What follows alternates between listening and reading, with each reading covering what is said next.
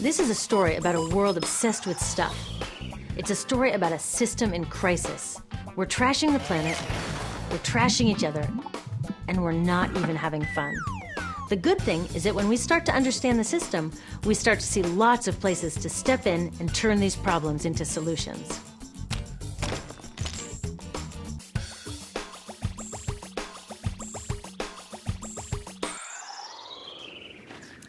The other day, I couldn't find my computer charger. My computer is my lifeline to my work, my friends, my music. So I looked everywhere, even in that drawer where this lives. I know you have one too, a tangle of old chargers, the sad remains of electronics past. How did I end up with so many of these things? It's not like I'm always after the latest gadget. My old devices broke or became so obsolete I couldn't use them anymore. And not one of these old chargers fits my computer. Ugh! This isn't just bad luck. It's bad design. I call it design for the dump. Design for the dump sounds crazy, right? But when you're trying to sell lots of stuff, it makes perfect sense. It's a key strategy of the companies that make our electronics. In fact, it's a key part of our whole unsustainable materials economy.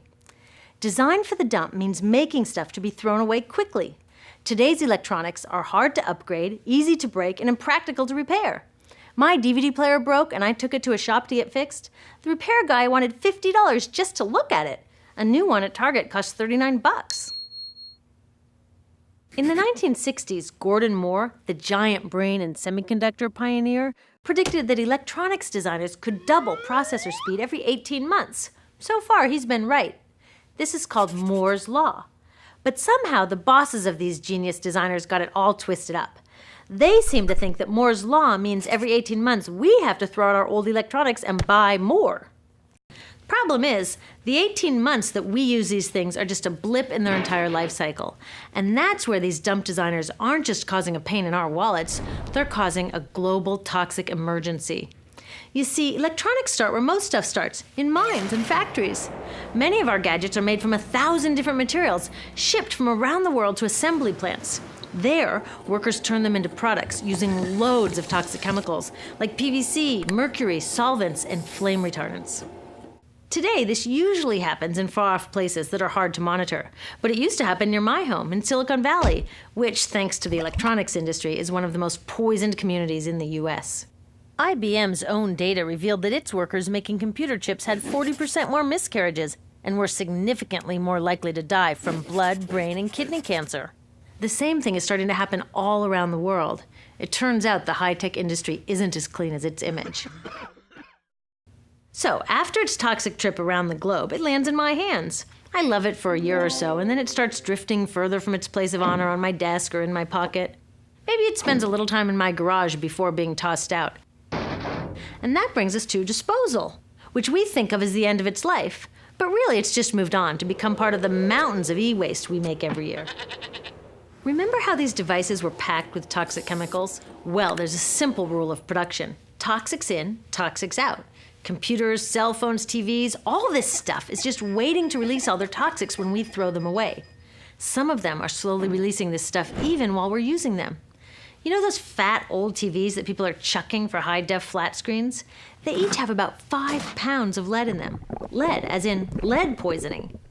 So, almost all of this e-waste either goes from my garage to a landfill or it gets shipped overseas to the garage workshop of some guy in Guiyu, China, whose job it is to recycle it. I've visited a bunch of these so-called recycling operations. Workers without protective gear sit on the ground smashing open electronics to recover the valuable metals inside and chucking or burning the parts that no one will pay them for. So while I'm on to my next gadget, my last gadget is off poisoning families in Guiyu or India or Nigeria. Each year, we make 25 million tons of e-waste, which gets dumped, burned, or recycled. And most recycling is anything but green. So are the geniuses who design these electronics actually evil geniuses? I don't think so, because the problems they're creating are well hidden even from them. You see, the companies they work for keep these human and environmental costs out of sight and off their accounting books. It's all about externalizing the true costs of production. Instead of companies paying to make their facilities safe, the workers pay with their health. Instead of them paying to redesign using fewer toxics, villagers pay by losing their clean drinking water. Externalizing costs allow companies to keep designing for the dump. They get the profits and everyone else pays. When we go along with it, it's like we're looking at this toxic mess and saying to companies, you made it, but we'll deal with it. I've got a better idea. How about you made it, you deal with it? Doesn't that make more sense? Imagine that instead of all this toxic e-waste piling up in our garages or in the streets of Guayu, we sent it to the garages of the CEOs who made it. You can bet that they'd be on the phone to their designers pretty fast demanding they stop designing for the dump.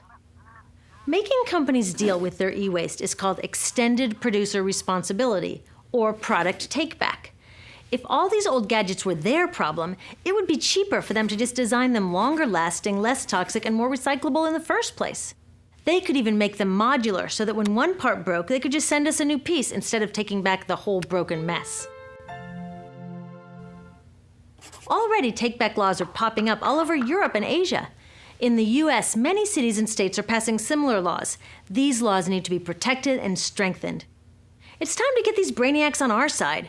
With take-back laws and citizen action to demand greener products, we can start a race to the top where designers compete to make long-lasting, toxic-free products. So let's have a green Moore's Law. How about the use of toxic chemicals will be cut in half every 18 months? The number of workers poisoned will decline at an even faster rate. We need to give these designers a challenge they can rise to and do what they do best: innovate. Already, some of them are realizing they're too smart to be dump designers and are figuring out how to make computers without PVC or toxic flame retardants. Good job, guys. But we can do even more.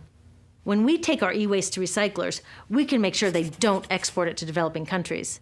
And when we do need to buy new gadgets, we can choose greener products.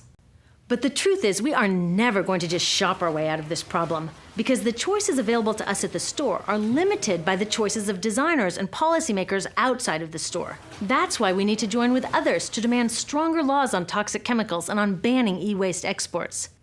There are billions of people out there who want access to the incredible web of information and entertainment that electronics offer. But it's the access they want, not all the toxic garbage. So let's get our brains working on sending that old design for the dump mentality to the dump where it belongs, and instead building an electronics industry and a global society that's designed to last.